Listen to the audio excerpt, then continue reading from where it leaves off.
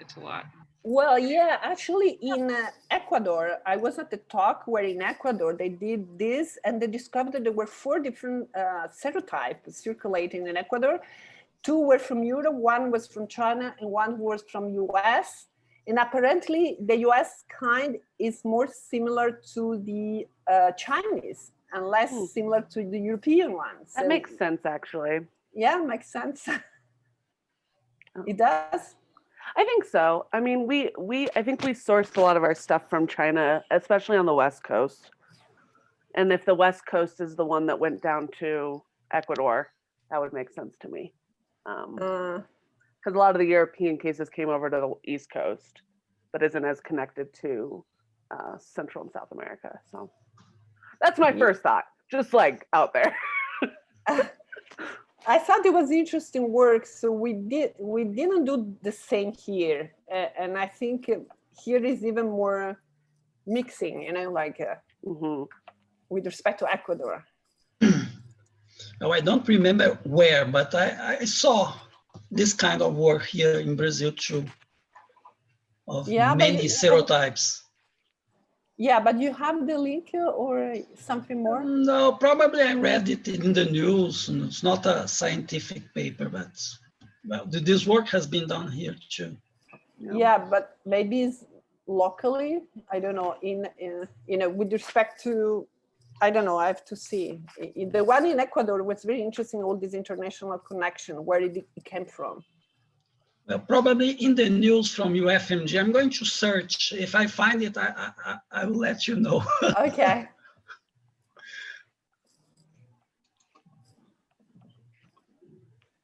Okay. I'm sending this, and I have to put the link in the web page. Yeah.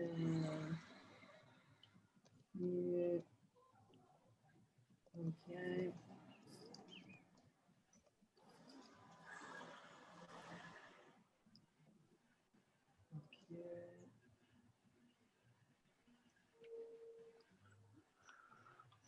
Oh yeah, so everyone received now. Okay, so let's see if, so Kevin, you go first, then we'll go Guillermo, and then I don't know if Fernanda is there. Fernanda is not there yet. And if Fernanda arrives in the middle, then I will get Fernanda. I don't see Fernanda. Yeah, 1 second. Sure. Yeah. Got it. Guillermo, are you there? Yes. Hello. Okay, Guillermo, let me introduce you to Kathleen Julie from Los Alamos, and also to Kevin Brosnahan, that is the Adito Cultural of the U.S. Council. Okay. Kevin, this is one of our task force we had with Roberto Medronio of the COVID team to fight COVID of UFRJ. So, yeah. Oh, thank you, Stefanella. Hello, everyone. It's my pleasure to be here with you. Thank you for having us. We're excited. Yes, and Julie, Kathleen, and please say the name again from the Adido, from its... Kevin Brosnahan. Kevin. Okay, Kevin. Let me change my name. So, Guillermo, Kevin will speak first, then you will go. And then, I don't know, there was Fernanda, and I don't know if Fernanda disappeared, but anyway, you will speak after Kevin, okay? Okay, thank you. Thank you very much. So I think that we'll have to start. I let people in, and we'll start, and I start recording also on the, second, people are getting here. Okay. Okay, so I'll start recording. Okay, great. So welcome to everyone. I'm getting used to that. So we have another very interesting mini course today, this time from Los Alamos. Our guests woke up very early to be able to be there for us. So thank you very much, Kate and Julie. So here we have again the pleasure to have Kevin Brosnahan from the US Consulate of Rio de Janeiro to welcome our guests. And we also have the pleasure to have Guillermo Travels from the UFRJ COVID team that also is here with us. So please, Kevin, is to you. Good morning. Thank you, Stefanella. My name is Kevin Brosnahan. I'm the Cultural Affairs Officer here at the U.S. Consulate General in Rio de Janeiro. It's a pleasure to be here this morning to welcome 2 American experts participating in today's event. I want to thank Dr. Stefanella Boato and UFRJ for this scientific collaboration of sharing information and sharing experiences. Scientific collaboration is an important priority for the U.S. diplomatic mission here in Brazil.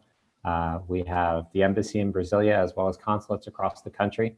This type of collaboration and sharing of experiences benefits both the United States and Brazil. And obviously, Brazilian scientists have a lot to contribute to this conversation as well. The United States network of national laboratories is a national scientific treasure, serving as epicenters of research and innovation.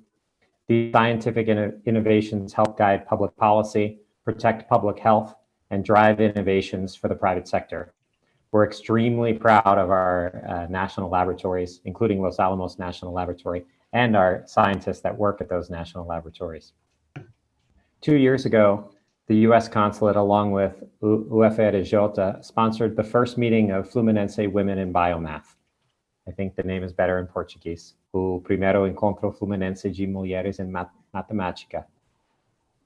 For that event, we were able to bring and host and sponsor the participation of a number of U.S. women scientists working in biomath and epidemiology, including Caitlin Martinez.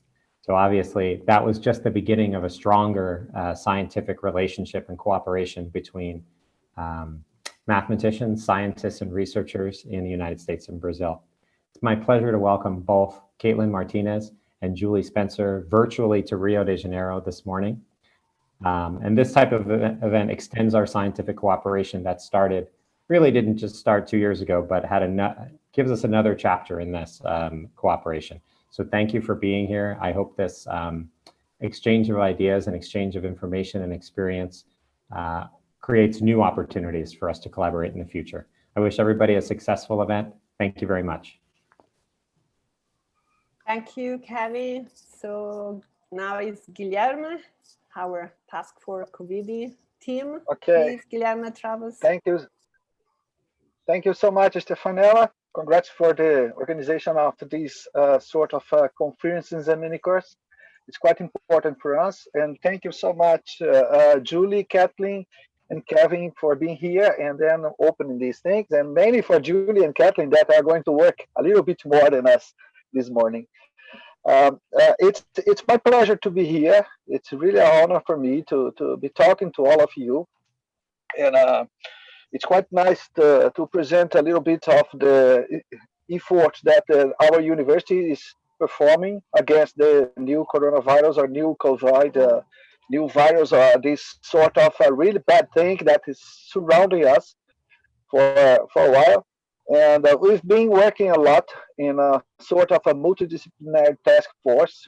Professor Boato Stefanella is part of this group too, working with the modeling. We have different activities, and it's been producing a huge, how to say, transformation of our ecosystem. We are starting to work pretty much collaborative and with a strong cooperation among the different institutes and departments, what is quite nice, and it has strengthened the power of the university to deal with all of these things, including different partners like the US researchers and then other partners from Europe. So we have organized different activities and projects, and we are now working in big projects that are being granted by the country and the state that are combining the different groups and also countries around the COVID and a solution or possible solutions to support the fight against this disease. So it's quite nice for me to be here to announce that. the talk that we are gonna have, it's really amazing, and it's really exciting. At least for me, the idea of data fusion and all these things I believe that it's a great opportunity to start a more, how to say, um, um, strong conversation with Los Alamos to establish a more how in deep cooperation. We have a lot of good things to do together, I believe. And then Stefanella is the leader of the discussion, so she can manage all these things. Okay, Stefanella, and bring this to us. So we have, besides the university and the task force, we have also the Hub Rio. That's a strong organization of researchers and research institutions. That the Mathematics Institute is an important part of that too, like other parts of the university. So I see it as a really new opportunity. So thank you all for coming. Thank you, Julie and Kathleen, for being here. It's my pleasure. Welcome to our university, even that virtually. But I hope that soon we can have all of us together again, to celebrate life and then celebrate science. Have a really nice course and work time.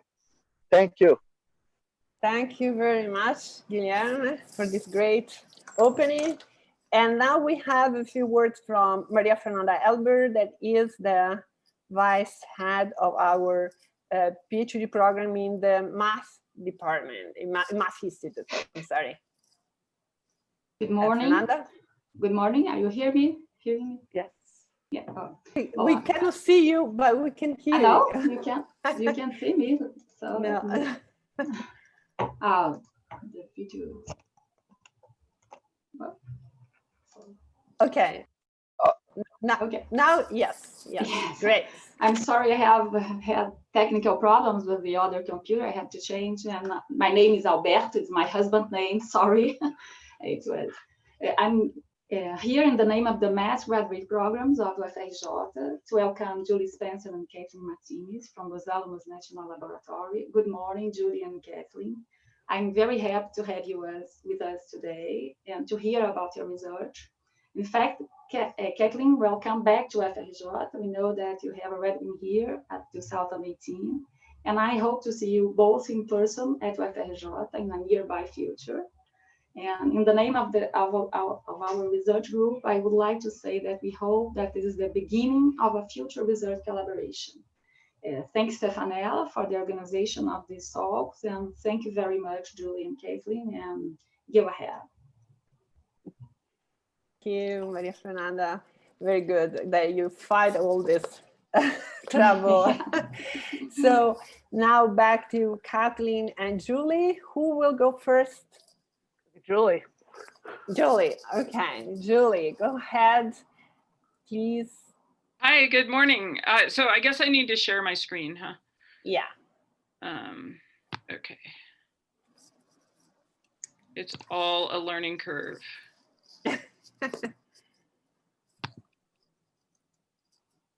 Yeah. Maybe you want to full screen. Yeah. I need to start the slideshow. Yeah, should be there. Should do that. And let's see. Should be the one on the left.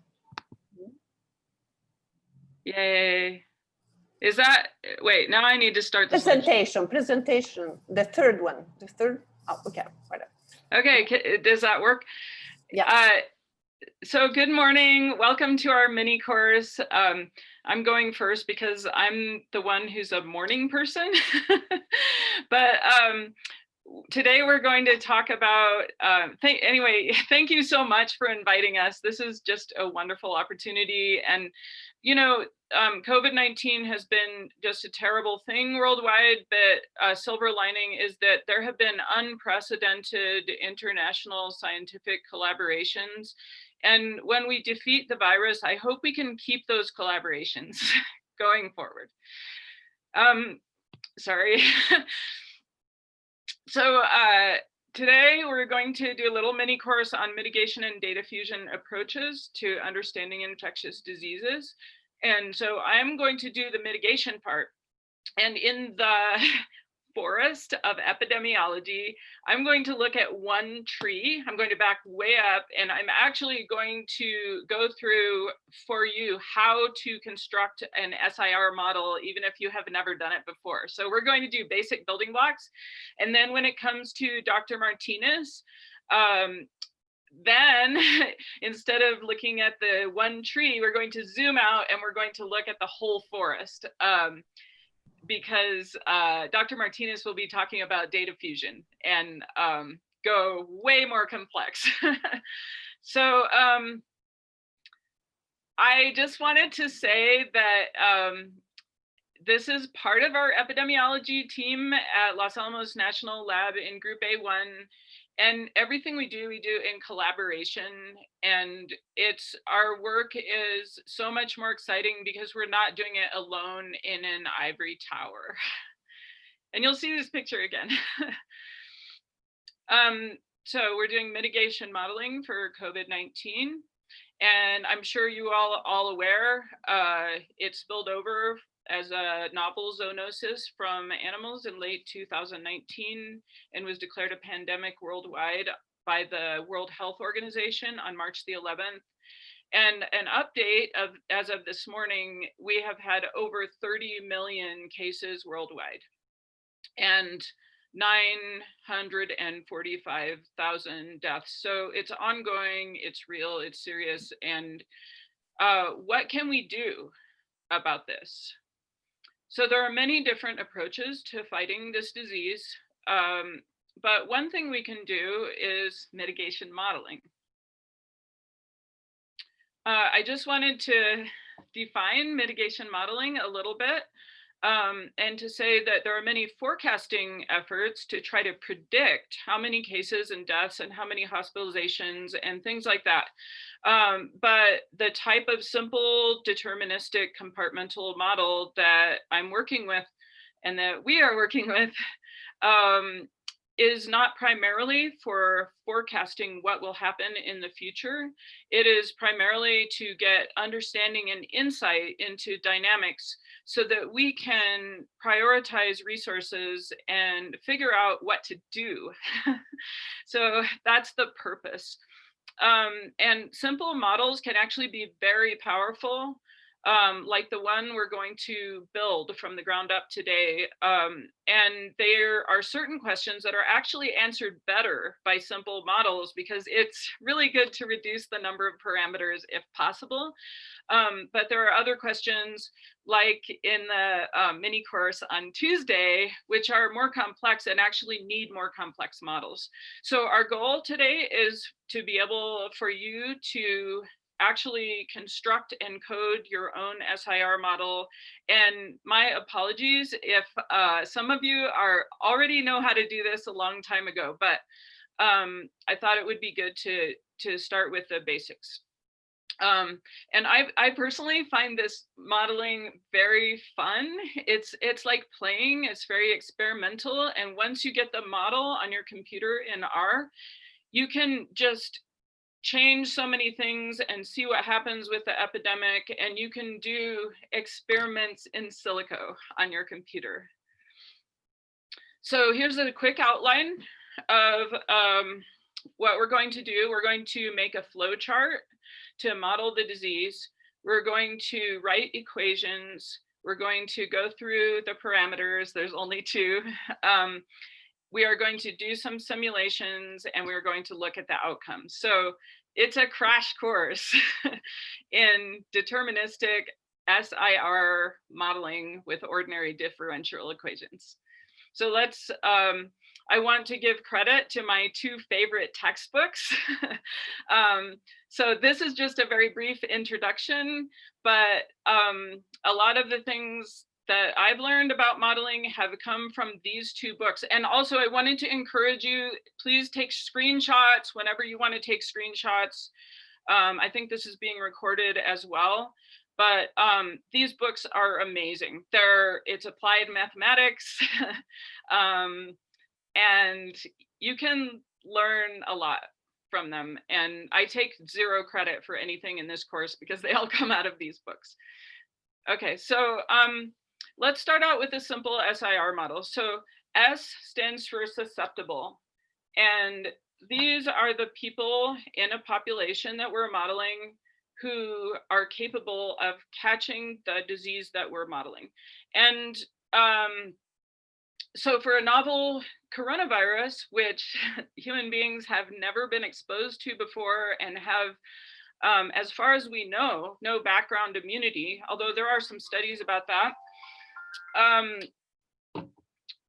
we can assume that the entire human population is actually susceptible, except for the people who have already had it. And then I'm not a virologist, so I'm not going to even get into immunity and stuff like that. But so in what we're doing is we are in a very abstract and simplified way, we are looking at the flow of the population from being susceptible to catching the disease, and then in the I compartment, that's the infectious compartment, to catching the disease and being able to transmit it to other people. And then the R compartment stands for recovered, having recovered from the disease.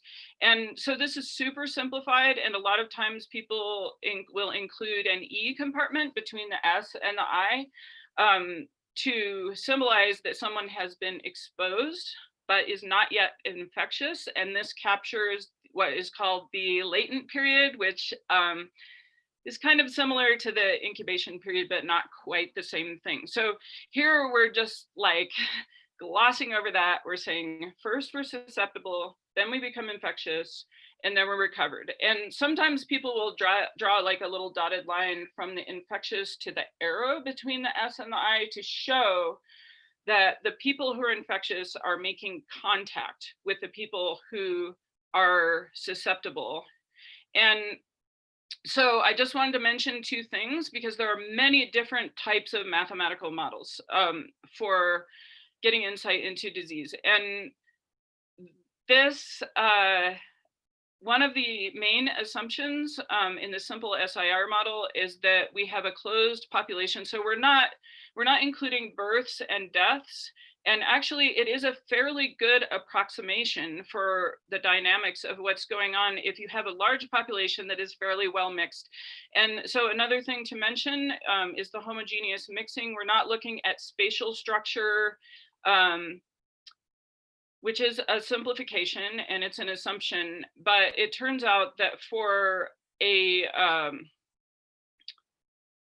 a disease that is transmitted by aerosol, it's also a fairly good approximation in some cases because it spreads so quickly. And it's, anyway, so we're starting simple. And so now we can go to the differential equations that describe the changes in these compartments. So I'm going to lead you through this, and once again, apologies if you already know this, but so the ds dt stands for the change in the compartment S, in the susceptible compartment. And what we're saying that there's a transmission rate beta, which is actually composed of the independent probabilities of a susceptible person contacting an infectious person, and then that is multiplied by the probability of a transmission event taking place. So there's also an assumption that those 2 events are independent. So that's what beta is. And then because we want per capita change, we multiply that times the susceptible population and the infectious population, because we're capturing the contact between the 2 populations. And so when you go from S to I at rate beta, which is the basic transmission rate, then we come to the change in the compartment I, which is,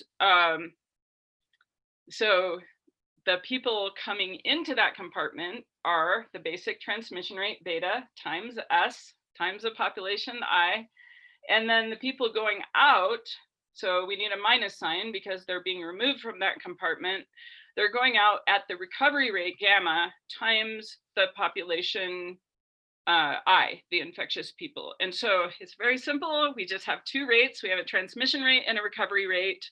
And we're showing what is happening. And then for the recovery rate, the people recovering are recovering at rate gamma, and they're coming from a compartment infectious. And so sorry if that was a little too obsessive and detailed, but sometimes, you know, even mathematicians, when they see equations, they're like, oh no, an equation. And really it's, equations are beautiful, beautiful abstract ways to describe what's going on in real life.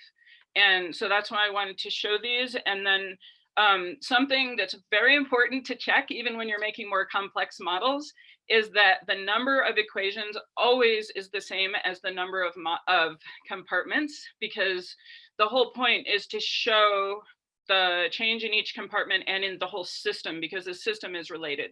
And then to check to see if you haven't made a typo or copied something wrong in your equation, you always need to check to make sure all the terms add up to 0. So we can do that right now. So minus beta SI cancels out with beta SI, and then minus gamma I cancels out with gamma I. Sorry, did I say minus gamma I cancels with gamma I? So you can see they add up to 0. So that means the system is consistent. And so we're good, we can go. So let's go to the next. Stefanella, how much time do I have left? Because I'm not sure of the timing. Well, each part could be like 50 minutes. So you'll still have 40 minutes. So go ahead. Okay, so I want to allow plenty of time for questions. And so actually, I forgot to say that, but please feel free to, like, we don't have to wait till the end for questions. So please feel free to ask questions right now if you want to.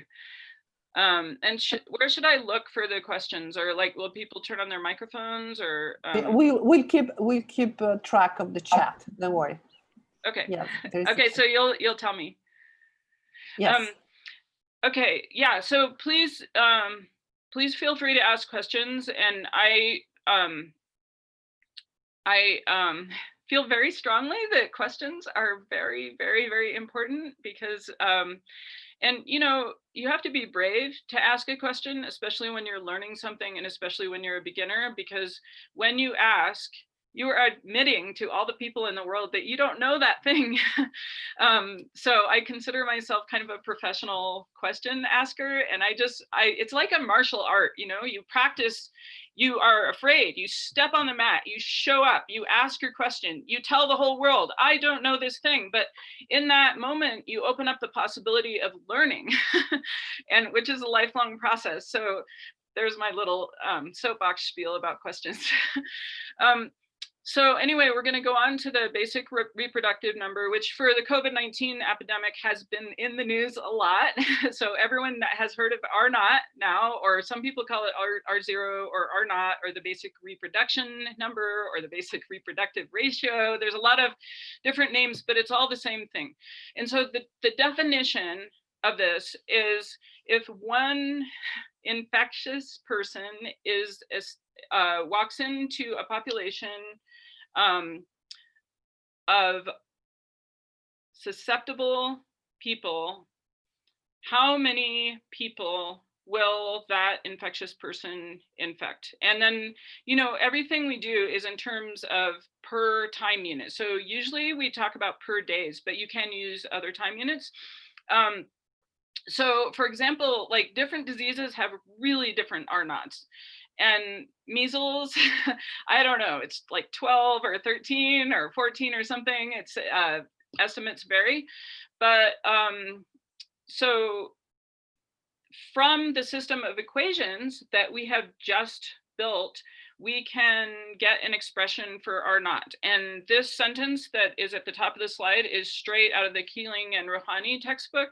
So if you, the average infectious period is given by 1 over gamma. And I just want to stop there and see if anyone has any questions about that, and say, okay, so like how we get that 1 over gamma is that if gamma is the recovery rate from infectious period, the time period that people spend in the infectious compartment is going to be 1 over gamma. And so an analogy might be like, if you live to be 100 years old, the rate that you go through those 100 years is 1 over 100 per year. And so that's how the rate that you pass through the compartment is related to the time period of the compartment. So I just wanted to be very explicit about everything. And does anyone have any questions about that? Okay, so anyway, if the average infectious period is given by 1 over gamma, and actually we can go back and see, yes, gamma is the recovery rate, and 1 over gamma is the time we spend in the compartment I, and the transmission rate is beta that we already talked about, then the basic reproductive ratio R naught is determined by beta over gamma. And so I just wanted to put a caveat here that if you have a more complex model, R naught is going to look different. This is not the formula for R naught for every system. It's and it can get quite complex actually. So I'm sure some of you are familiar with the next generation method. And so there are ways to derive R naught for any system. So I think I just also wanted to briefly mention that important result from the famous 1927 paper by, oh my gosh, my mind is going blank. Someone tell me. Kendrick. Yes, okay. So Karamak and McKendrick derived the famous result about R naught that there's a threshold. So when R naught equals 1, nothing is changing. When R naught is less than 1, the disease will die out in the population. And when R naught is greater than 1, the disease will take off. So that's something that people refer to a lot. And so obviously with our interventions and our mitigations to COVID-19, we can actually reduce the R naught, and the goal is that this disease will not spread anymore. So a whole page of code, yay.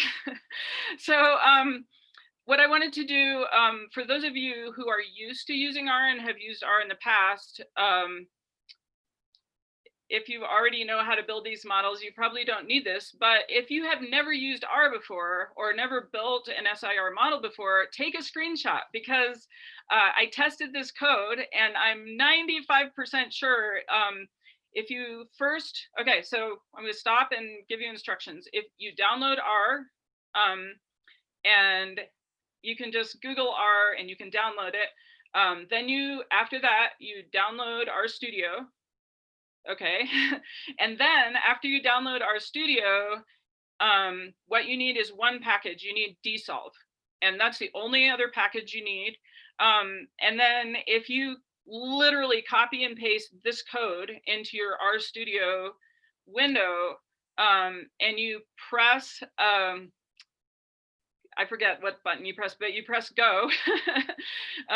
Actually, you can just highlight the code and press return. Then what you should get, because we have the SIR model being implemented here, and we have plotting, you should actually get an epidemic curve that shows what the susceptible. Maybe you can send us this code. It would be even easier. I can put in the Google Classroom of the.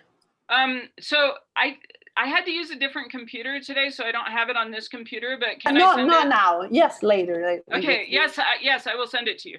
Okay, so thank you. And so let's go through it really fast. And I made different colors, so it's not just like this page of code.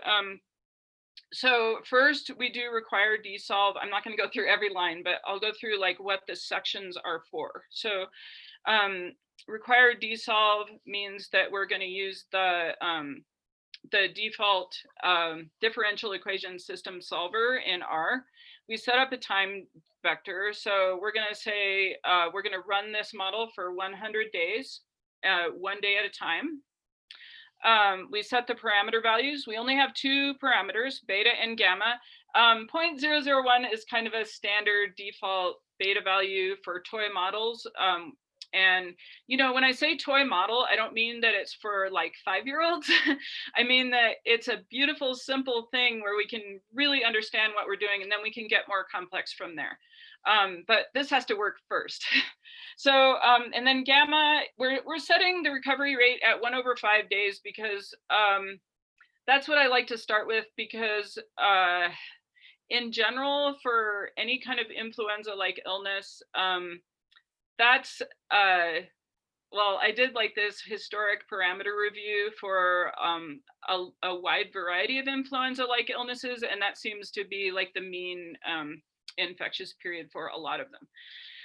So then we're going to make a vector of the inputted parameter values. We're going to set the initial values. And so I just wanted to remind you that we're doing a deterministic model, which means if we, for a set of initial conditions and a set of definite parameters, we're going to come out with the same result every time. And so you can actually add a stochastic element to this, which is really exciting, and which we don't have time for today.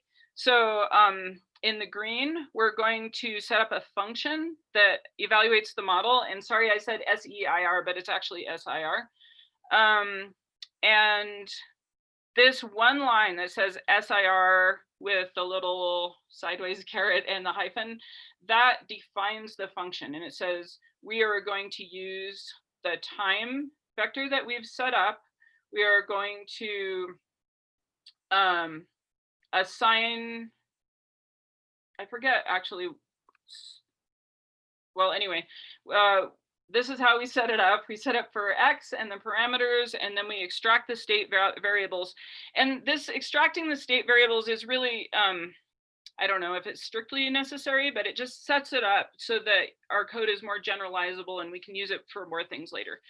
So then at the top of the second column, we evaluate the ordinary differential equations. And these are actually the same equations that we just wrote. They're just in our code. So they're just written slightly differently, but they're exactly the same thing. And then we combine those into a single vector. We turn it as a list. And then in the yellow, this is where we solve the whole system. And we don't have to solve the system of differential equations manually, which is, it turns out, pretty difficult sometimes. We let the computer do all the work for us. And then in the blue is the plotting code, and I won't go into that in detail. It just, that's what plots the epidemic curves that we're going to look at in a few minutes. So, or actually, we're going to look at them right now. So when we run this code with those initial conditions and those parameters that we told it to do, our baseline scenario, and we'll just go through this in a little bit of detail. So S in blue, and I really apologize, I didn't make these colorblind friendly colors, but I think we can still follow it. So S on the top of the key in blue is a susceptible population. And you can see as the epidemic moves through the population, on the x-axis, we have 60 days. On the y-axis, we have, I just set an arbitrary population of 10,000 people, like for a small town, for the purpose of this toy model simulation. And then you can see as people catch the disease and the disease moves through the population and each day goes on, the number of susceptible people is decreasing because as people catch it, they become infected and they are not susceptible anymore. So they're going from the S to the I. And then in the next one down, I in the key, you can see this is the epidemic curve. This is a really classic epidemic curve where it goes up exponentially, it hits a peak, and then it starts declining. And then the next one in the key is R, the recovered in green. And then as people have caught the infection and then they are recovering at rate gamma, they're going from the I compartment into the R compartment. We can see that more and more and more people recover until, in this simple example, the entire population has recovered. So, so now finally, we get to the punchline. We are going to do some mitigations. And so I wanted to mention that there are many, many types of mitigations that we can apply in these models. And that's one thing that makes it so creative and so fun. We can look at, what if we had a vaccination? What would that do? We can look at, what if we were wonderful at social distancing and washing our hands? So that's what we're going to look at right now. So one very simple way to apply a mitigation is to say that we are going to reduce the transmission rate. And so in this second plot where it says transmission reduced by 10%, what I'm doing is I'm saying, okay, everyone is washing their hands. And we might still be seeing each other. We might think, oh, this, I'm talking about kind of like back in February and April when we're reading in the news, there seems to be a pretty bad flu-like virus that's spreading. We're not sure how bad it is. Maybe we should start washing our hands more. And so we're not doing very aggressive hygiene and social distancing, but we are being more careful. And so what I'm saying arbitrarily, I'm saying that reduces transmission by 10%.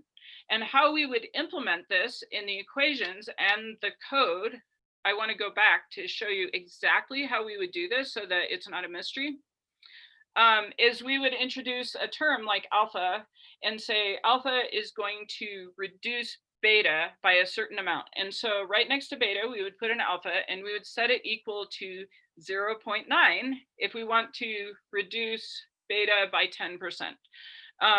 And so then in the code, what we would do where it says evaluate the differential equations, we put the beta right in there and we actually we put the alpha right in there that is our transmission reduction coefficient.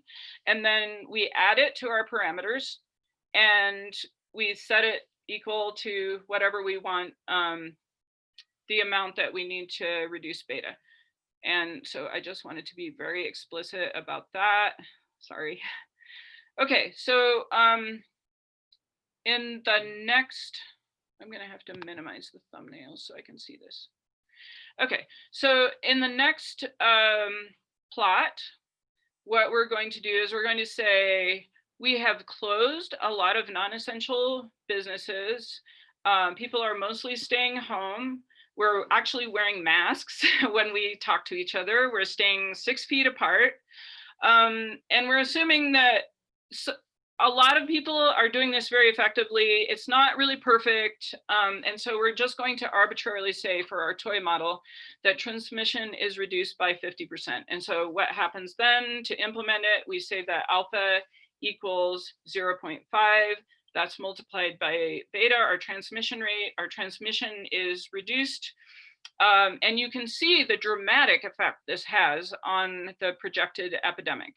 The infected line, the epidemic curve is reduced considerably. The peak is much lower. And something else I want you to notice is that the peak is considerably delayed. And just by looking at this, we can see like it's delayed by about 3 weeks.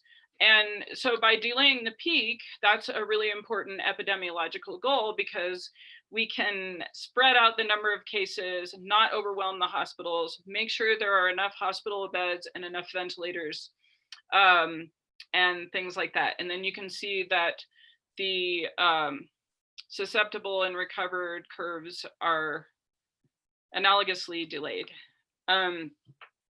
So there, we have constructed an SIR model. We have written the equations.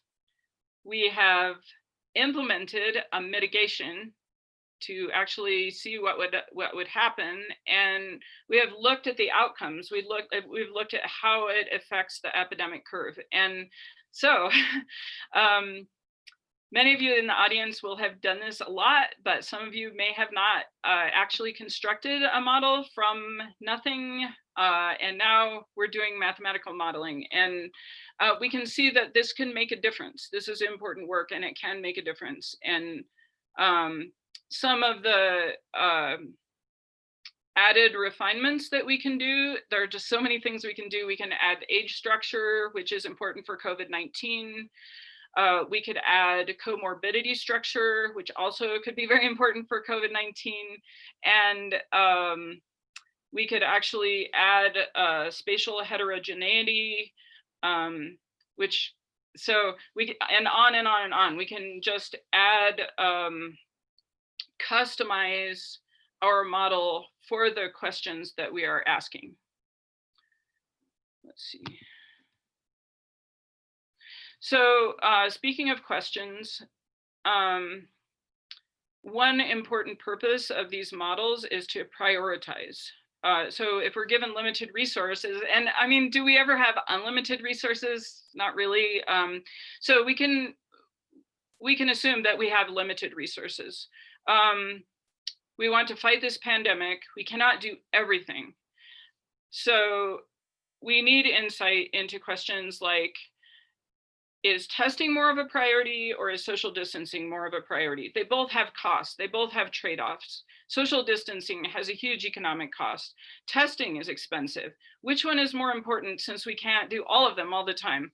When it comes to testing, how important is the speed that you get your results back? And how does that enter into the nonlinear dynamics of this system of ordinary differential equations? What about accuracy, false negatives, false positives? How does that play into it? And like, if we can't close everything and we had to choose between closing businesses or schools, which one would be more important? And then in the future, if we do have a working vaccine, how do we implement that? What are the priorities?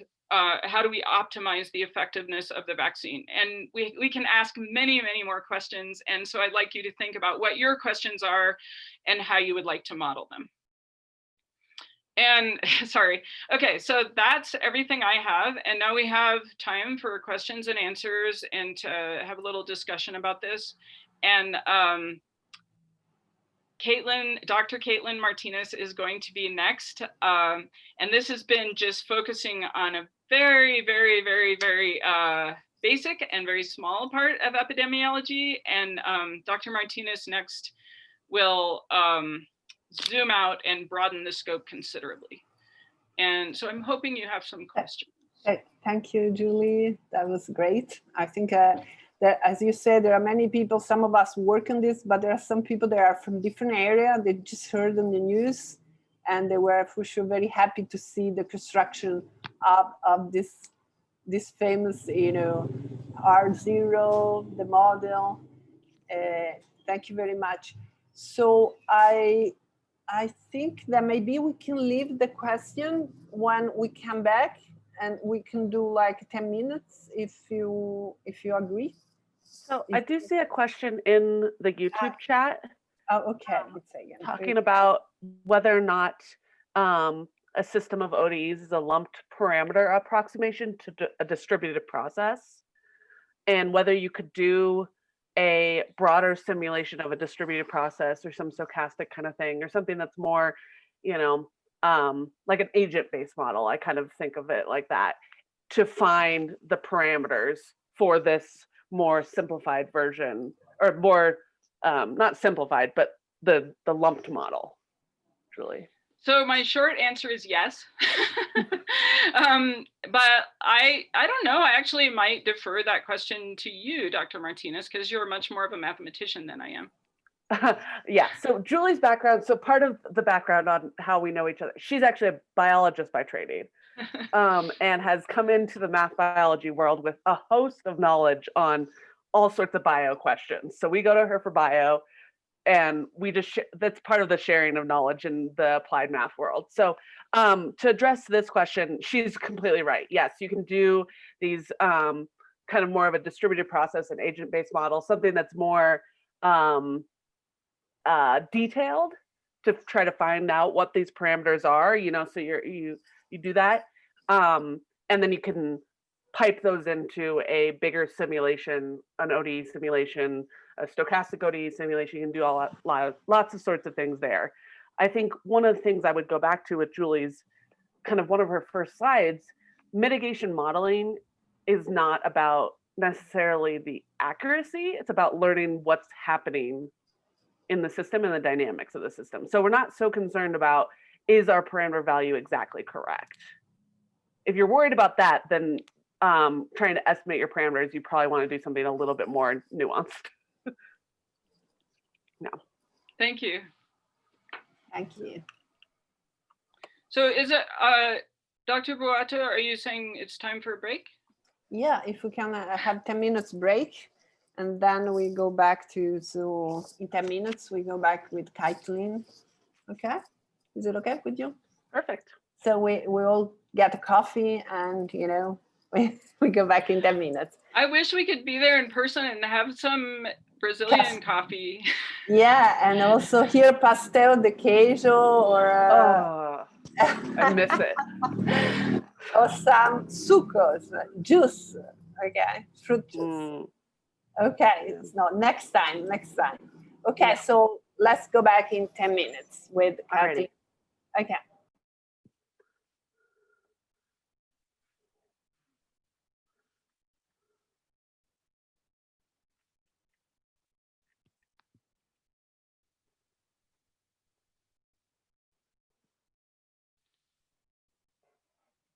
Are you still there, Katie? Yeah. Thank you so much for helping with that question. Yeah, no problem. I think it's hard because a lot of the times, like, what does it actually mean to do like a lumped process model? It's just, well, there's lots of words that mean the same thing in math bio. So I could have kind of probably, you know, come up with something, but since I had not actually heard that term before, that's why I deferred the question to you. That's why we're here. This is why we don't do it alone.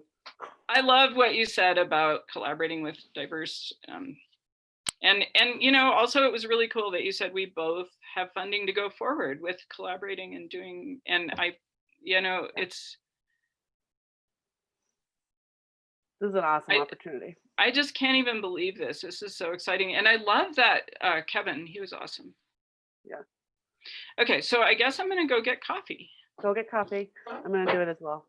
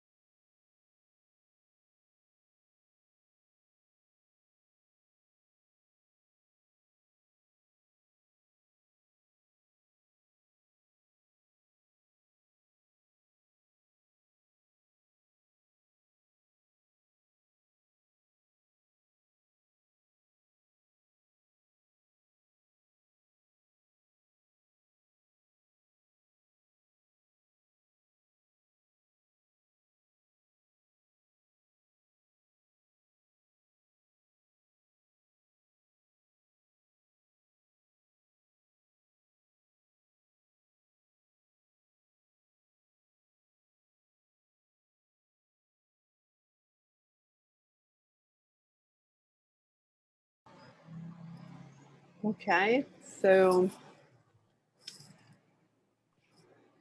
hi again. I start again the recording.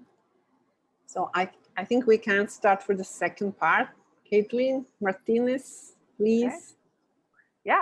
Yeah. So I'm Caitlin Martinez. I'm the second part of this mini course. I also am going to be a postdoc at Los Alamos National Lab. And now, like kind of Julie imitated, I'm going to be talking really about the forest. So where you got details, I'm going to gloss over details. So a lot of this is because I'm going to be talking a lot about work that most everyone in this picture has done. It's been a part of, that different people have worked on different aspects of this project. But because we have such a large team, we can do a lot more work. And so I can talk a lot more about a lot more cool stuff, but it also means I don't necessarily know the intricate details because I didn't necessarily do it. So across the board, a lot of this is going to be credited to a large group of people. So just keep that in mind.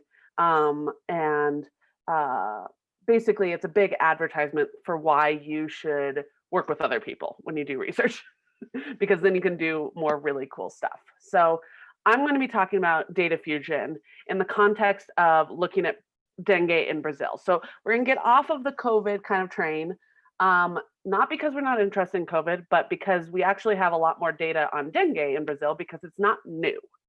And whereas COVID is. And so we can do a lot of really cool stuff on dengue, not only because we want to actually prevent dengue in Brazil and other countries, but we actually have historical information that we can build models off of, okay? So overall, the team's goal is like a broad, big picture goal is to improve decision support. So what do I mean by decision support? That's whoever's making these decisions in your government, in your local public health departments, in your school, your university, people that are making the decision of whether you're remote or not.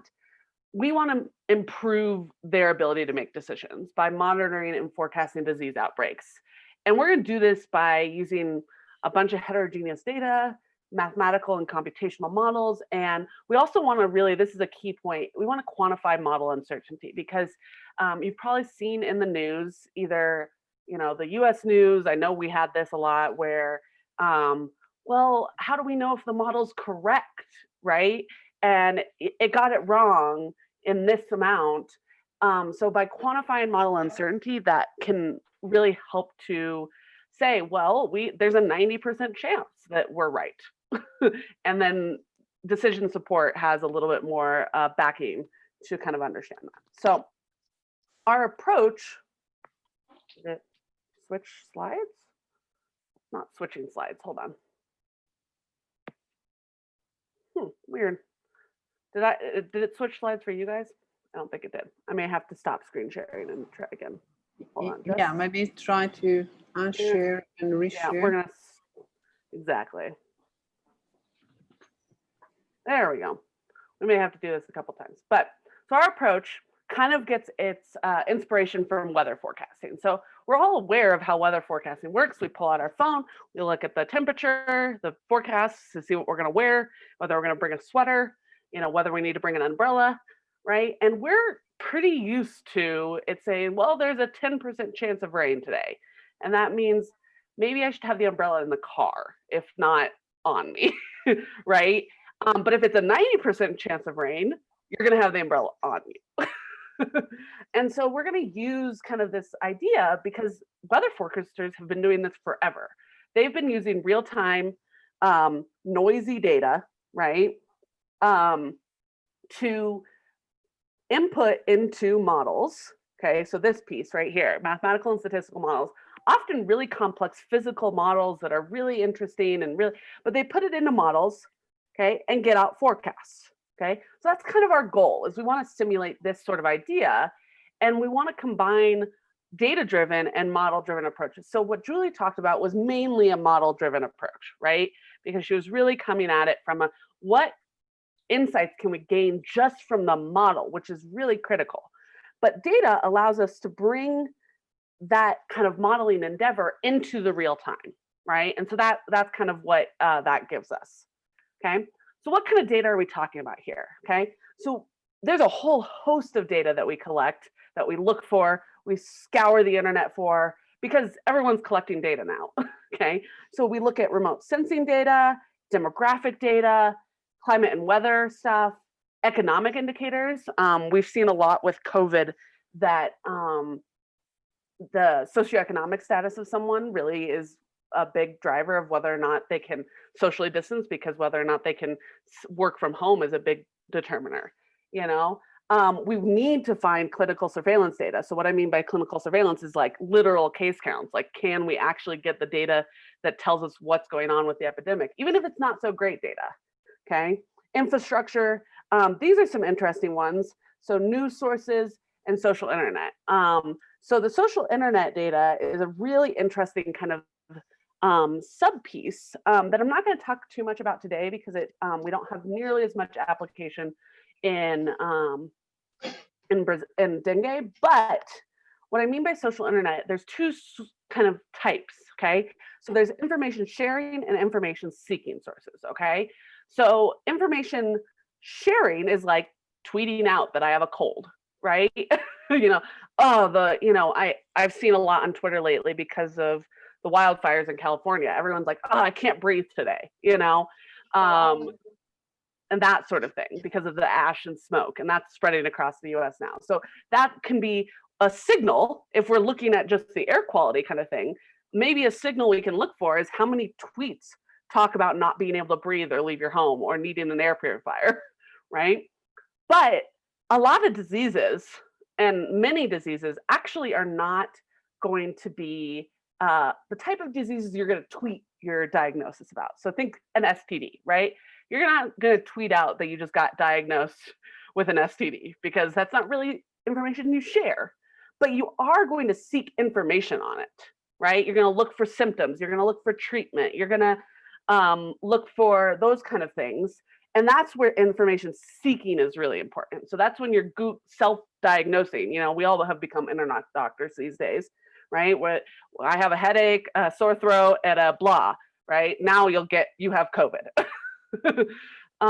So that's kind of, we're talking about a lot of different data sources. It's often really messy. It's often really kind of crazy. But how can we use all these disparate and dynamic data sources to give us some insight into disease spread, okay? And this is any type of disease spread. We've had teams that have worked on not just dengue, but all sorts of different diseases. But we're just going to talk about dengue. But the big piece of this, and this is probably the biggest lesson I'd want you to take from my talk, is that data science is a lifestyle, okay? Because whenever you add data into your life of whatever you're modeling or looking at, this whole 60% of your time is going to be cleaning and organizing data, okay? Because it's always messy. It's never in the format you want, ever. And you often have to summarize it, aggregate it, you know, say you get data from a couple of different sources. One of them is you get weekly observations, and another one you get monthly observations. How do you use both of those in one model? That's a question you have to answer. And so that's why a lot of your time is going to be spent organizing data, whereas the rest of your time is not going to be nearly as, that's what we present on, right? You never present on organizing data, right? I mean, I have, but what you present on is usually this kind of piece right here, okay? So just keep that in mind, that all this, a lot of the time is just collecting, organizing, you doing that sort of thing, okay? So you guys, if you're in Brazil, are probably much more aware of dengue than I was when I started working on this. I had never even heard of dengue when I started working on dengue, but it's a mosquito-borne tropical disease, okay? And so if you've had it, you know that the symptoms include high fever, headache, vomiting, muscle and joint pain, skin rash. For people that are familiar with the flu, that's very overlapping. And then one of the things that's interesting is that the mortality rates are fairly low. So it's not a high mortality disease, but it's a really high morbidity disease. So what I mean by that is a lot of people get it. And so the WHO estimates 500 million people are infected with dengue every year, which is kind of a crazy number. And you think about, why did this, infectious disease person that was studying infectious diseases in Colorado, why wouldn't she have heard of this if 500 million people are being infected? That is a very good question. So one of the things that makes it hard is the multiple strains makes vaccination and treatment efforts more challenging. And then one of the big things that we as a team are really interested in is how climate change is going to impact this spread of the disease, whether it's going to change the endemic regions, because we're talking about a vector-borne disease, okay? And so what I mean by vector is that it's spread by this stubborn little thing. All right, it stopped sharing again. Hold on, we're gonna have to try one more time. Yeah.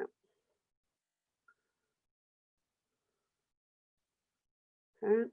All right, so I'm just briefly going to go through how a vector-borne disease, in particular a mosquito-borne disease, is going to spread in a population, okay? And because for dengue in particular, there's not a whole lot of human-to-human transmission, okay? So what you need is you need a mosquito, okay, to be infected. Well, they're not going to be infected yet. They're going to bite an infectious human, okay? And then they'll become infectious themselves. And then they go and bite a susceptible human or a healthy human, denoted by the woman running. And then that person will then become infected. And so that's kind of how the process goes, but you don't actually have an interaction like Julie talked about, that mass action interaction between an infectious human and a susceptible human. It all is mediated through this vector for the most part. The other piece of this is that mosquito life cycle has 4 different stages, okay? We have eggs, larvae, pupae, and then they finally emerge as adult mosquitoes. The thing here is these 3 stages occur in water, okay? And different mosquitoes like different kinds of water, but they need water to lay their eggs and develop through their adolescent stages, okay? So rainfall, humidity, temperature, all these sorts of things become really important when we're talking about the mosquito life cycle, okay? So what do we need to do this modeling? So if we were trying to build a deterministic model like Julie did, okay, there are ways to build models for vector-borne diseases just like Julie showed us, okay? You just add some more compartments and more populations, okay? We would want information about the human-mosquito interactions that spread dengue, but we also need to know about mosquito abundance and their location, okay? Now you're probably thinking, okay, how do you get that information? Well, you don't, is really kind of the bottom line. There's not great ways on a big scale to get precise information or even semi-precise information on either of these fronts, okay? There are people that are doing work that are doing small studies of mosquito populations and bringing humans into the lab and having mosquitoes bite them, and which seems insane to me, but not my research, so okay. So instead, since we can't get this data, especially on a large scale, we're going to turn to proxy data sets, okay? So here's where the data fusion piece comes in, okay? So we're going to fuse proxy data sets that kind of approximate what's going on in either of these 2 pieces, right?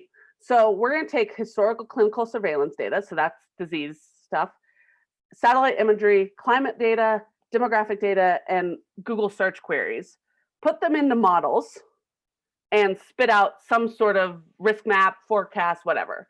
What we get out of it really depends on the model, right?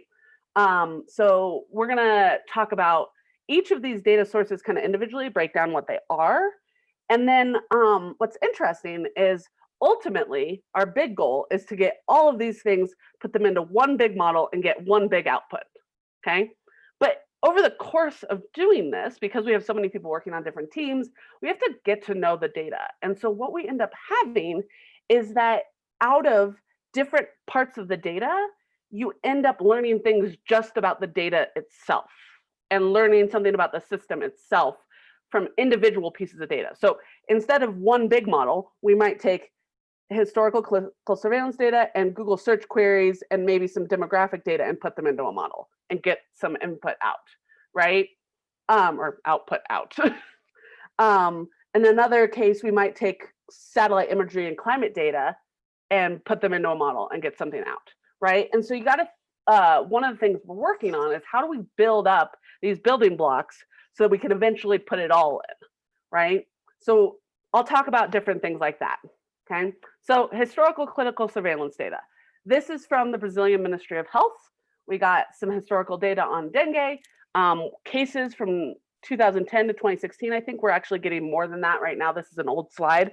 But we have this data every week in every single municipality of Brazil at a weekly resolution, which is for an epidemiologist, a mathematical epidemiologist, you are crying, you're so happy you have this type of data, okay?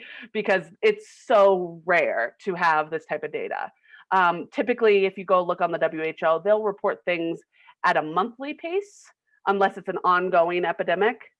And then they'll also report it due to privacy reasons at more of like a state level or county level rather than a municipality. So it kind of depends on what country you're talking about and what their rules are, but getting this fine resolution is really important.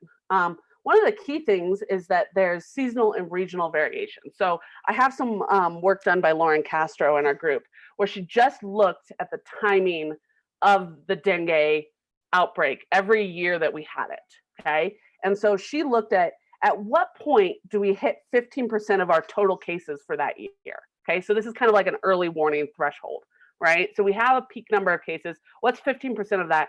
And when did we hit that 15%? Like when did we really start accelerating, okay? And we can see that different parts of the country kind of happen at different times, right? So we have this kind of progression where in the north, very, very north, right? We have an earlier peak, right? In October, right? Or October, December kind of area. And then as we go forward, the peak happens later into February, March kind of timeframe. And that's an interesting thing. And that means we can't necessarily just throw one model at every single state. We have to think about the seasonal and regional variations that are going on here, okay? And this was just done using just the historical clinical surveillance data. But this is useful even on a simple level. So that's an interesting thing, okay? One thing that everyone always talks about, I always forget to mention this, is there is likely reporting bias.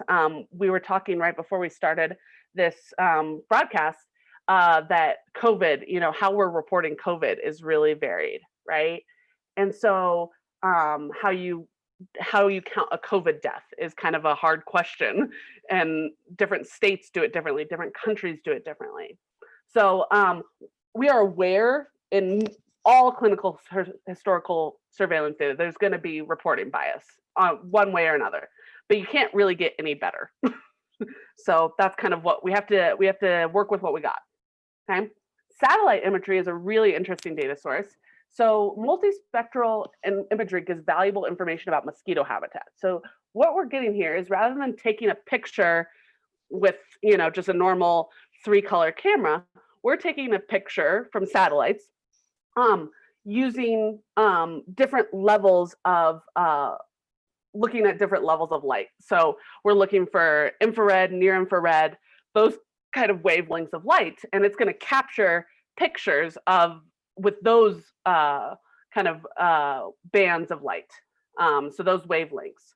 And what that gives us is there's actually these really cool ways to take these pictures and see things about vegetation health, water content in leaves, so like literally how healthy vegetation is, water content in bodies, so that's lakes, rivers, ponds, those kind of things.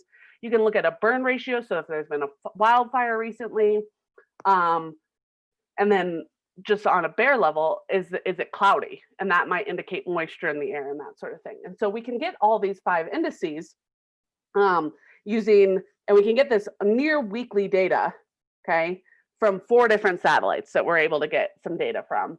And what we can see is that initial analysis, I did it again. Sorry, I have to do this every time. I don't know why it's doing it, but that's okay.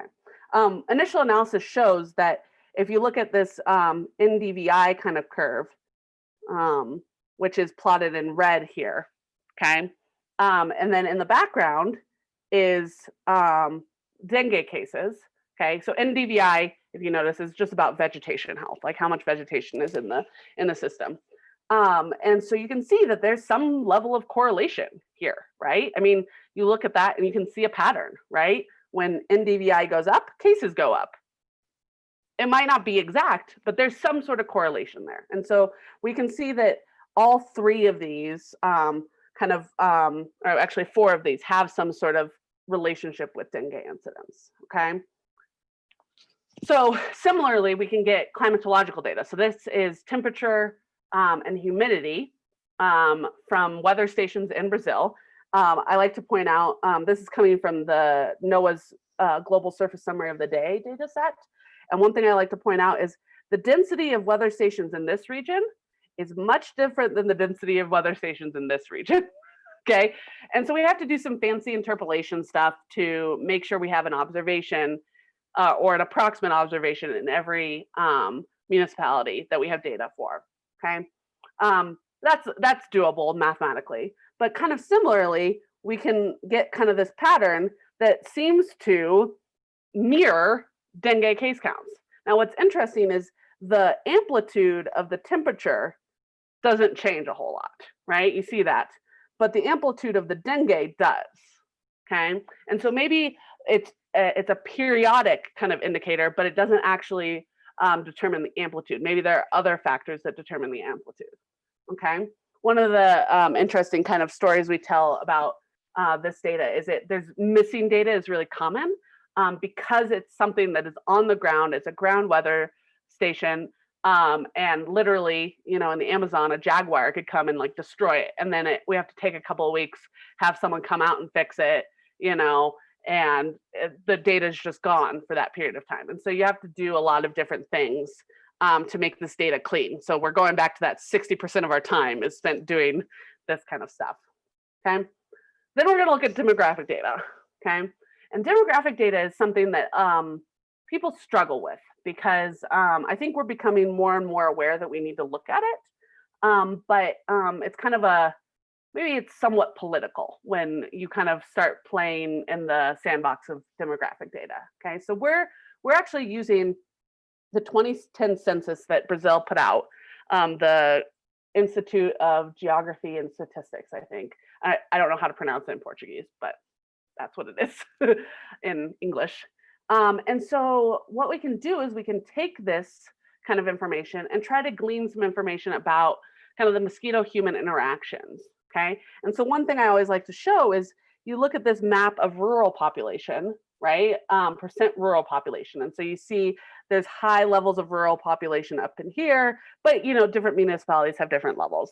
And then dengue incidence here. Okay, so that's per cases per 100K. Okay, and there's this inverse relationship, right? It's not perfect by any stretch of the imagination, but there is some sort of relationship here. And so these kind of maps really show us that there is some sort of relationship, and we actually can do some simple modeling, just linear models right here, okay, using the demographics to kind of see that these kind of population measures, either rural population, household density, education level, poverty, and then percent of population with garbage collection services, kind of can give us some insight into dengue, yearly dengue burden. And in fact, we actually have found that demographic and environmental, you need both of them to really accurately capture yearly dengue burden, okay? So this is a combination of the demographic data, the climate data, and the satellite data, okay?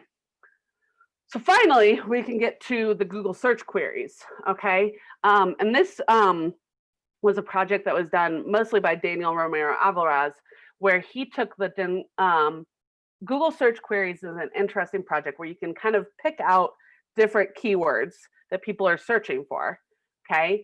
And you get a daily resolution per state, okay? And through this, we picked out, like, I think there was like 30 different keywords that we picked out to just see what was happening, you know, all sorts of different things that could be related to dengue and the spread of dengue and mosquitoes and those kind of things. But what ended up happening is we identified 4 keywords most associated with dengue.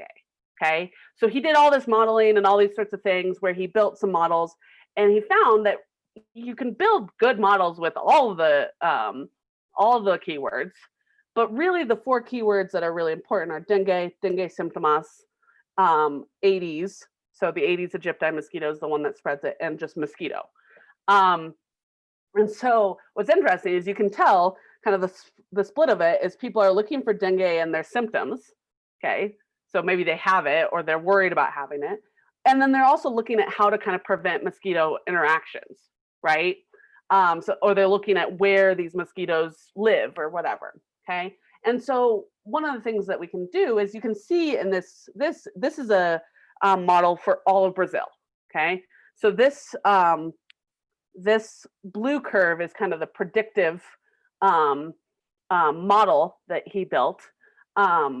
But it's, and you see it's doing really great over all of Brazil. You know, you can see that it's really tracking with the individual case counts, which is awesome, okay? But when you zoom in and look at this a state-by-state basis, you actually look into it closer, only 12 out of 27 states actually have a accuracy of the model that's sufficient, so an R² greater than 0.75.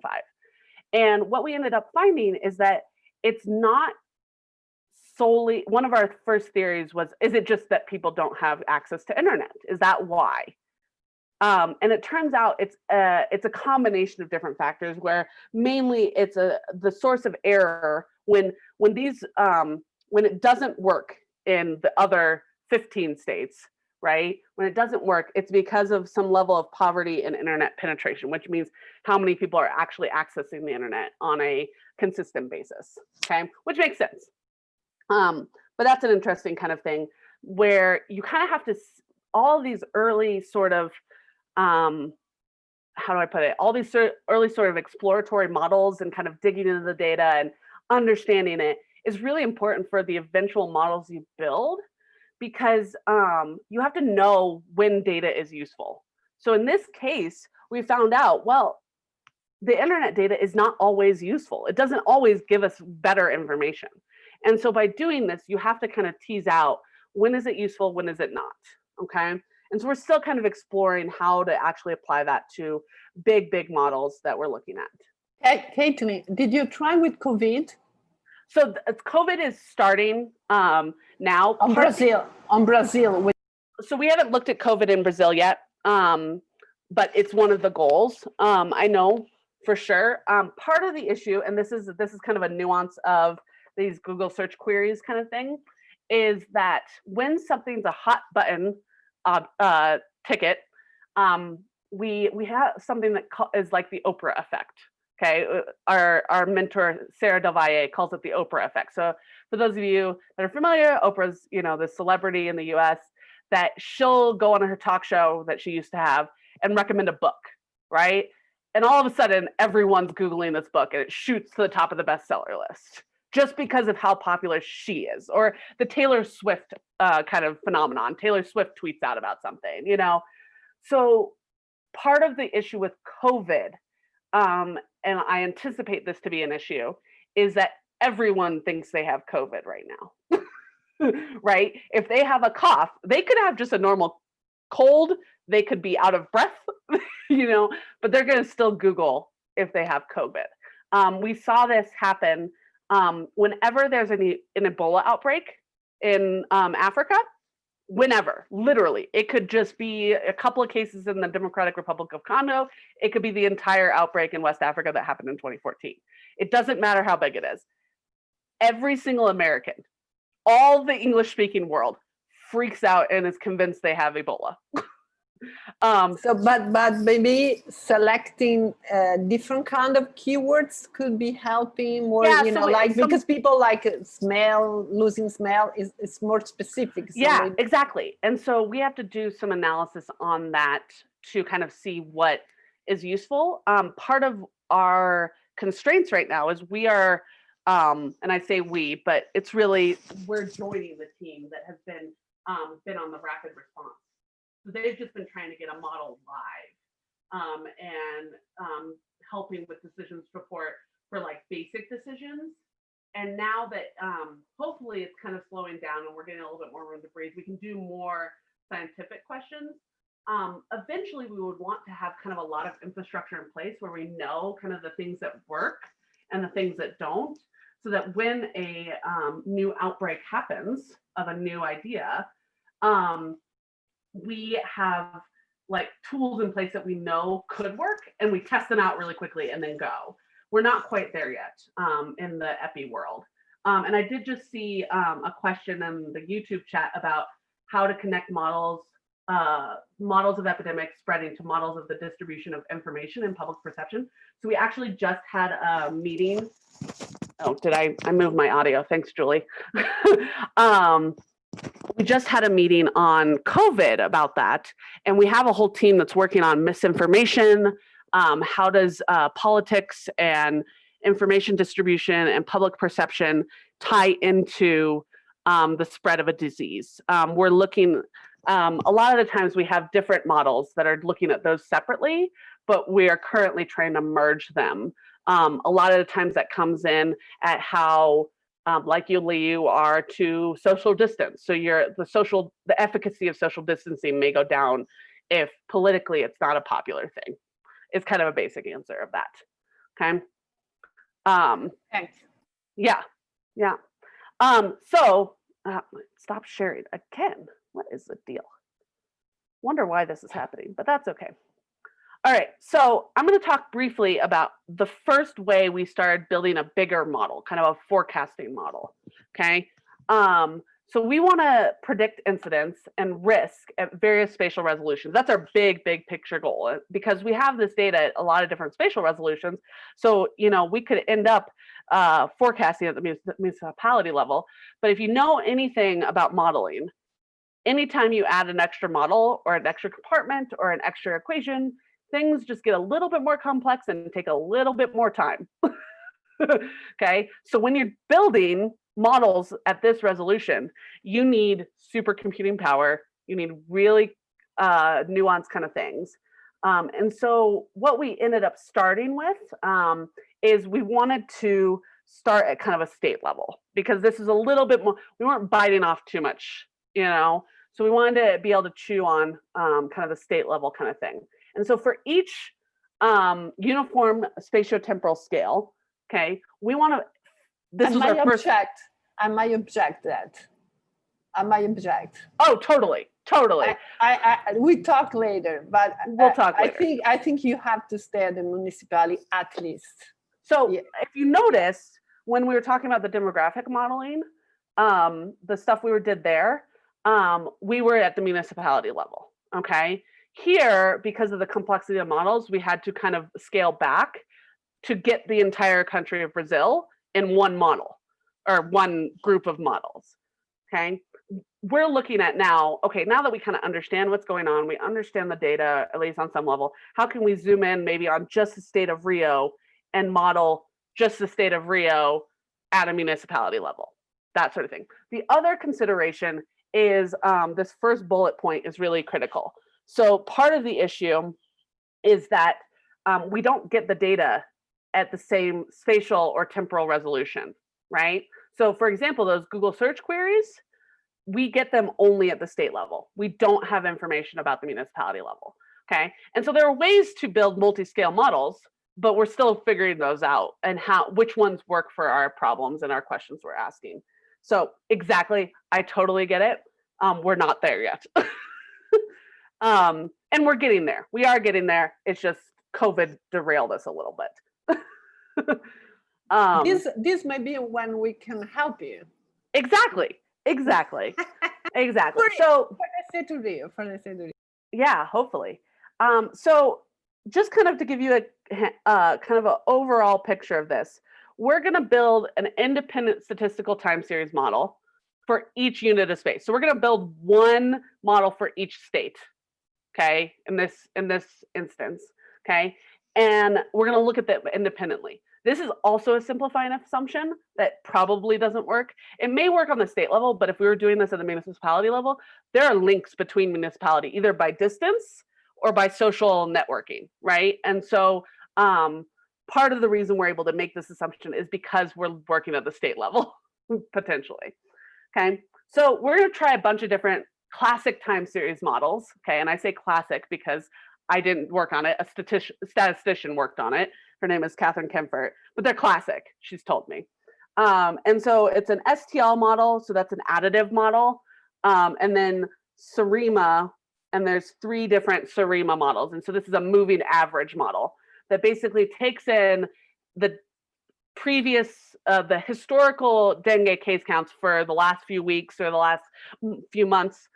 And then the basic one just takes that in and spits out what they think dengue case counts are going to be next week or the next 2 weeks or the next 4 weeks, okay? And then you can also, with SARIMA, you can add exogenous variables. So that's, instead of just looking at dengue case counts, you can add in climatological variables, you know, temperature, humidity, Google search queries, those kind of things, and kind of enhance your ability to predict, okay? So we built an independent model, all 4 of these different models. We built one of them for each state, okay? And if you notice, this is a little bit of an overwhelming picture, okay? You look at this and there's a lot of different colors. This is a heat map of error, okay? So the darker the color, the less error, okay? And if you look at this, it's not super clear what the best model is. And it's actually somewhat interesting to, overall, this last model is the best, but that's not across the board, okay? So I'm gonna kind of go a little bit quicker through. I have these a little bit out of order, but this is kind of what you get out of it, okay? So the best model, you can pick out the best model and you get forecast trends. So you have in red, it's really, really light here, but in red you have the observed dengue case counts. The blue is our prediction. And part of this is it's predicting like a nowcasting, so it's filling in the gap that we would get for, it takes a little bit of time to get our clinical surveillance data, okay? And then we have some prediction intervals. So that's that uncertainty level that we're talking about, okay? But when we do this, what we see is that not every state likes extra information, okay? Most of them do, okay? And so on all these error metrics, all of these different states along this kind of range, by adding extra variables, extra information in the form of climate data, Google search queries, weather data, those kind of things, we improve our forecasting ability. We do better, okay? We're better at it, okay? But that's not true for all of the states, okay? And actually what's interesting is Rio is one of the states that actually doesn't, at the state level, like extra information. It just likes to know what happened last week with dengue, so I can tell you what happens next week. And that's just at the state level, okay? At the local level, that may not hold true. And so kind of learning how there's some nuance to it. We're still teasing out, I mean, if you look at this, it's not clear if there's any spatial patterning to what helps at all. And so we have to kind of figure out what's going on there, okay? So I'm gonna kind of roll through this a little bit, but the main point is that we have all of this extra information, and for the most part, having a combination of exogenous variables as well as the clinical surveillance data helps us predict risk. We still have to tease out where we're not doing well. There are some areas, especially in the Amazon region, that we're still not accurately predicting things, but we're still kind of teasing out. I mean, this is an ongoing project. We're still working on it. What about the average mobility of people within the region, like cellular phones and so on? Yeah, so that's the next stage. Part of it is we have to use what data we have access to, right? And I do know we're starting to get access to cell phone data and bus schedule data and traffic data. But if you notice in my list that I went through in detail, we didn't have that on our list, mostly because we just didn't have it. We want it. One of the things when we went down to Brazil last year is we were just talking to anyone and everyone that could give us any data. We're excited about data here at the lab because we can use it. We just need to figure out how. And that's part of the piece of what we're interested in, is figuring out what data is useful, where, and when. And so we're going to end up extending these. We're looking at collaborations with Ecuador and Colombia and other infectious diseases. We're looking at doing this with COVID. So a lot of these kind of ideas of how do you approach a big data set? How do you approach lots of big data sets? How do you fuse them together? These are all questions we have to address whenever you're going to do any real-time forecasting with real-time data and that sort of thing. So I kind of ran through the last little bit because I could feel myself talking a little bit too much. But I'm going to leave some time for questions. And we can go from there. Thank you, Kathleen, very much. I think we have to talk more. We do. Yes. So let's see if people can, let's see, 1 second, because okay, so we have Frederico that already asked a lot of questions. Did anyone else has there in the chat, both in YouTube or in, feel free to ask questions. I think they're intimidated sometimes by asking in English. Oh, totally. Yes, but I'm intimidated by asking in Portuguese. So I think that okay, my general comment is what we were talking before the live, is that in a lot of places, this homogenization, let's say, I don't know if it's the right word now, to go from one scale to the other might work. Like, you know, you might say, okay, you know, like this work, you know, these are the municipality, then I have zoomed out, and then I got an idea about the state, and then so on. So, and for sure, there are some macroscopic variable there. But particularly in Rio, because you have so many different kind of situations, you might have big surprise that the local dynamics doesn't follow at all. Yeah, so the states. We have seen that. One of the things that we looked at is whether or not to use, you notice in the forecasting models, we only looked at Google search queries, satellite data, and climate data. That wasn't even all of the data. We left out demographics. And I say we, our team, kind of just because we're trying to bite off different pieces of this apple, right? We left out demographics in this case just because of the time that we were working with and the kind of goals we had for the project. I did a lot of analysis on the demographics and found that really at a local level, the demographics really drive it. Yeah, okay? And the did you take an account of, like, you know, for example, in Rio and everywhere else, you have community like favelas, like, yep, you know, totally, you know, breeders, you know, sometimes. So, so in the case of dengue, the COVID was a little bit different, like but in the case of dengue, you know, might be good to look at the distribution, you know, of these hotspots. So we are looking at that. I think one of the things I'm going to be working on going forward is looking at, like, the local level, doing some early warning risk maps using demographics and climate indicators at the local level, and trying to kind of tease out those hotspots and those kind of things. Julie, helpfully, because she's question asker extraordinaire, asked a general question: how does predicting dengue accurately help us fight dengue? That's a super important question. Like, why do we even do this, right? And I think we can, as scientists and mathematical modelers and people that are interested in it, we can sometimes get lost in the just process of doing it. So we have to actually step back and see why.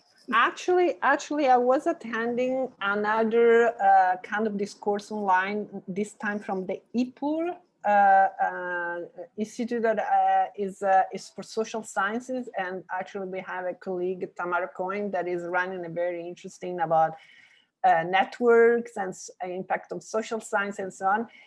And they were commenting there that it's very important to have mediators within the pure community. So I think that if we can join efforts with this mediator, then even especially with dengue, they were reporting that with dengue, the existence of mediator, that they were making the bridge between the scientists outside the community and the population within the community was a crucial step, because these people were respected from the local community. And then the message was much more efficient. So maybe we should make a connection with the keep of Tamara Cohen, that, you know, she works with this, the favela network. She's connected with the favela network, at least in Rio. Yeah, I think that really addresses one of the key challenges that epidemic modeling, that's one way to address one of the key challenges of modeling, which is how do we actually communicate this in a way that not only does the public health department understand, which they might have a little bit of a, not simpler, but they're in the field, right? But then how do we even communicate it to the public and have it be trusted by the public, and taken up? So one of the things that by predicting dengue or COVID or any infectious disease, one of the strands that makes this kind of modeling important is that we can help decision support. So if we're in collaboration with someone who's making the decision, your government entity, your university president, your whatever, whoever's making a decision about your health and safety, and that could end up boiling down to you yourself making your decision about your health and safety, we want to be able to provide accurate, trusted information about what's coming in the future, okay? And by doing that in a way that is understandable and digestible is really important at all levels, because not everyone is a mathematical epidemiologist.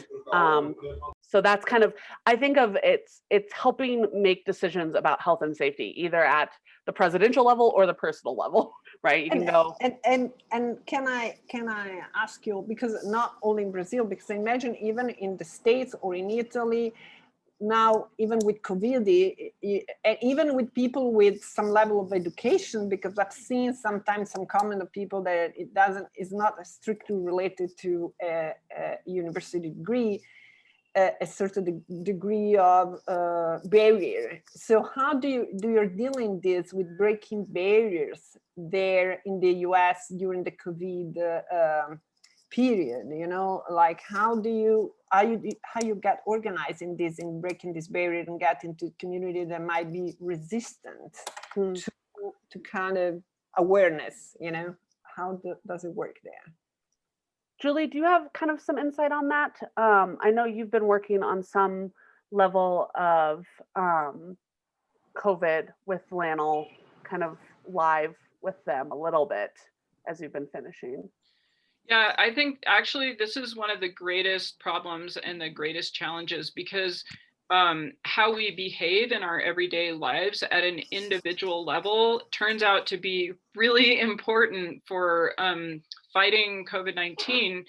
And the individual decisions that people make every day, like, do I believe that a mask makes a difference? Am I going to put my mask on? Or like, do I have other reasons why I choose not to wear a mask? I mean, that's just one example of individual behavior on a daily basis. And so I don't have a good answer, except that it's a huge problem that we need to work on more. And part of it is how do we communicate science?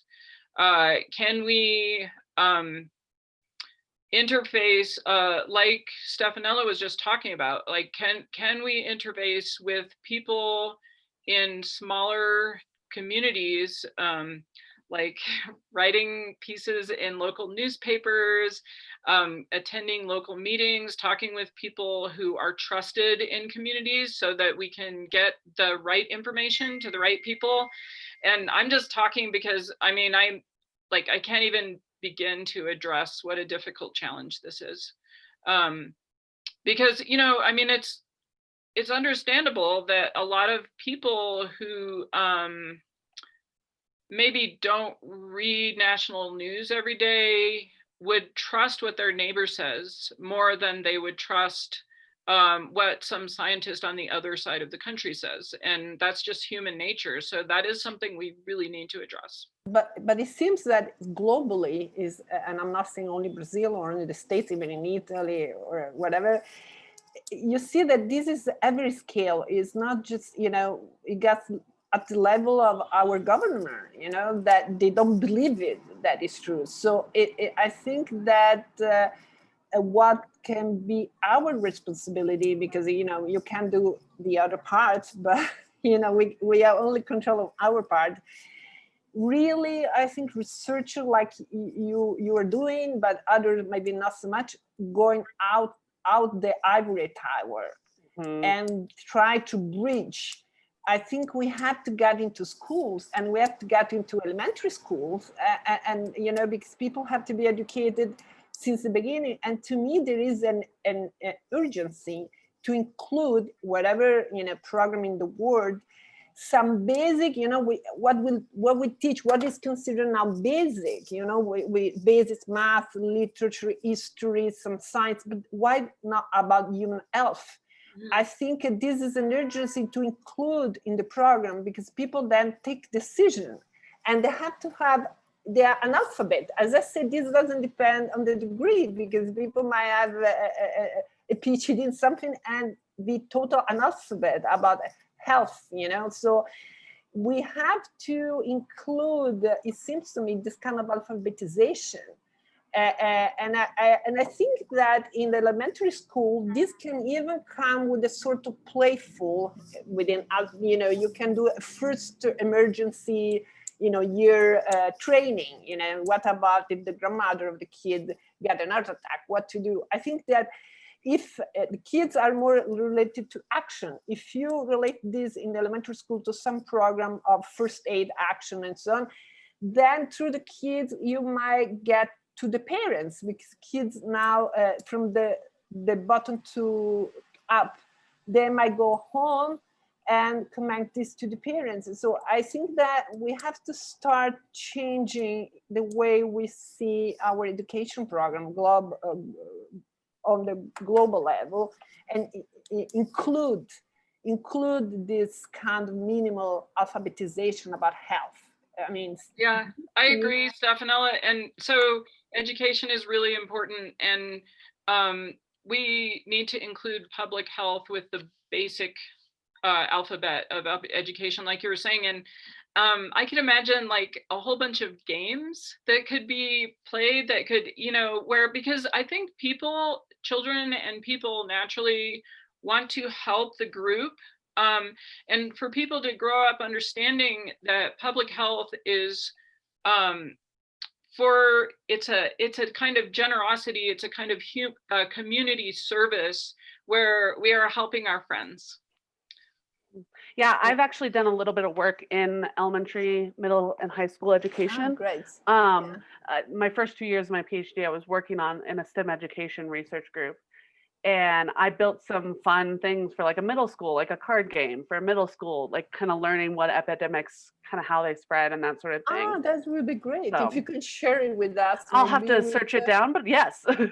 Yeah, maybe we can start to nucleate this kind of things, because I think this is, you know, it's hard to, from the top to educate, but we can, for future, we can improve this kind of communication between researcher and the base, and we can establish some minimum of common language. Otherwise, there are a parallel universe, you know, and it's very hard to go on. Okay, so let's see if there is no more in from the if there is yeah. So there is some. Annalisa Pacini is asking, I'm starting to start a PhD on climate protection. What do you think about the mathematical model related to climate changes? Can you quickly make some comments? Yeah, I did respond in the chat, but I think I'm sorry. Totally fine. I want to add that we are working currently. We just got a really awesome project approved at the lab that is all about merging epidemic models and the big climate models that are being built at the lab and elsewhere. And so we're working on kind of being able to tie those two together. I think the mathematical models for climate change are super interesting, super important. I don't know a ton about them. I'm hoping to learn a lot more about them in the next few months. But one of the things that I think is a struggle, kind of like we were just talking about, is communicating their results to people. And I think a lot of what I think about with the results, they often linger in those, 100 years out, kind of what is going to be going on, right? Like in 100 years, we're in this doomsday scenario, right?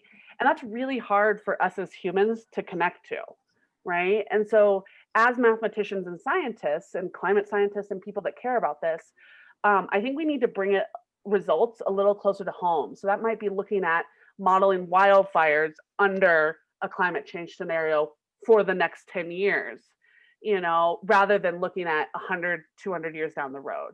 And one of the things that I think was really interesting about our new project at Flannel is by modeling diseases under climate change scenarios currently, and the trends that we're seeing currently, we can bring it. I mean, health is something so personal to all of us. And so we can bring it a little, not to scare people, but make people not just think about the polar bear on the iceberg, but think about their community and their health of their family and their friends. And before I forgot, there is a paper by Lucas Tollerman, Pedro Maia, Nathan Kutz, that they study the correlation between the climate data and dengue in Brazil. Yeah. So yeah, I think that's one of the things that like really jump-started our process. Okay, that's great. Okay, so thank you so much. And Julie, thank you for having us. Yes, thank you also, Sarah, to be always a great unifier and generous. So I really hope we set up and we talk more, even with our, as I said, with Tamara, for our community connection, and maybe Guillermo want to. Maybe I'm sure also Guillermo would be interested. Guillermo actually has access to data to the local mobility, isn't it true, Guillermo? So maybe can help. Yes. Oh, yes. First of all, thank you so much, Julie and Kathleen. I really enjoyed the explanation and presentation I was following all the time here. And yes, we do have data. We have data regarding the state of Rio de Janeiro, mainly for COVID. And we also have some data regarding mobility, but it is not fine level grain in a sense that we have aggregated data. Okay, but it's quite interesting because we can have it regarding the states and also regarding the cities. So it's possible to see it. There are, yes. So that's something that we can do. And I enjoyed also the question regarding the climate change and everything. So the COVID, because climate change it's something that we discuss a lot at the university. So we have a lot of people working on that, the green stuff and everything, the different departments that I work with. And this combination of issues is part of a big project that we have now. That Stefanel is part of this project too. So that's why she is smiling right now. But it's something that we can really explore with the supercomputers and everything. So that's why I'm saying that I see a really, it's likely that we are going to work a lot together. So it could be really nice. And thank you so much again for sharing all this knowledge with us. That was really amazing. The presentations was wonderful. Very wonderful. Thank you. Thank you so much. Okay, so future we establish some new. We'll make an appointment in the next 2 weeks. We make sure to have it right away. Okay, so thank you, and hopefully see you soon. To future collaboration. Thank you. Bye-bye. Bye-bye. Thank you so much. Bye-bye. See you soon. Thank you. Thank you, Stefanella. Congrats. Nothing. Bye-bye.